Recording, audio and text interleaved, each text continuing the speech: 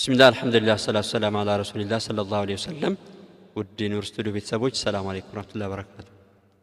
نبي الله يونس عليه السلام الله فنادى في الظلمات بسوستو ጨለማዎች ምንድነው? አንደኛ የአሳው ሆድ ጨለማ ነው፣ የባህር ጨለማ ነው፣ የዱዓ ያረጋው ደግሞ በሌሊት ነው፣ በጨለማ ነው። ከዚህ ጨለማ ውስጥ ጠራ ألا إله إلا أنت سبحانك إني كنت من الظالمين. ይሄን ያለው لا إله إلا أنت ካንተ ውጪ ሌላ አምላክ የለም سبحانك ጥራት ይገባል ጌታ إني كنت من الظالمين እኔ ከበዳዮች ነበርኩኝ ራሴን ከበደሉ ሰዎች ነበርኩኝ።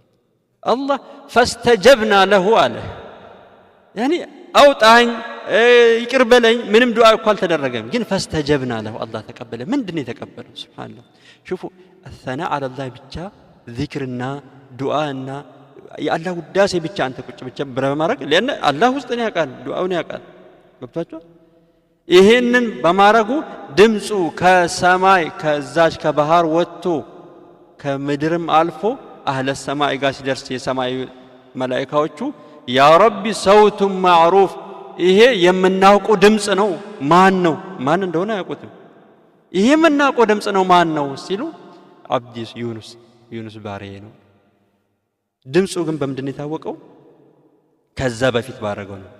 فلولا انه كان من المسبحين ከዛ በፊት እኛን ከሚያስታውስ ባይሆን ኖሮ للبث في بطنه الى يوم يبعثون እስከ መጨረሻ እስከ يوم القيامه ማሸር እስከሚመጣ ድረስ እዛ ውስጥ ይሆን ነበር ነው ያለው። ስለዚህ ቀድመ ምናረገው ነገር ለጭንቅ ቀን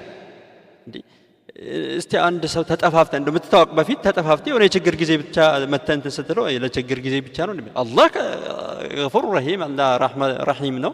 ነገር ግን ቀድመን የምናረገው ነገር በሰላም እያለን ገና ሳትታመም ያ ረቢ ጤና ስጠኝ ድህነት ሳይመጣብህ በሀፍታም ተብቃቅጠ እያለ ያ ረቢ ሀፍታም አርገኝ ምንም ችግር ለዛ ችግር አሁን የምታረገው ዱዓ አሁን የምታረገው ተስቢህ አሁን አላህ ላይ የምናረገው መቃረም ማለት ነው። ጭንቅ ለመጣቀን መዳኛ ነው የሚሆነው። ይዛኔ ሱብሃንአላህ አላህ فلولا انه كان من المسبحين ያለው። ስለዚህ ቀድመን አሁን የምናረገው ዚክሮች አሁን የምናረገው ባልጭ አሁን ነው ወደ አላህ መቃረብ። ፍርሳው ደግሞ አለን ረመዳን ወር ውስጥ ያለነው የኸይር ወር ነው እንድንተዋወስ ነው።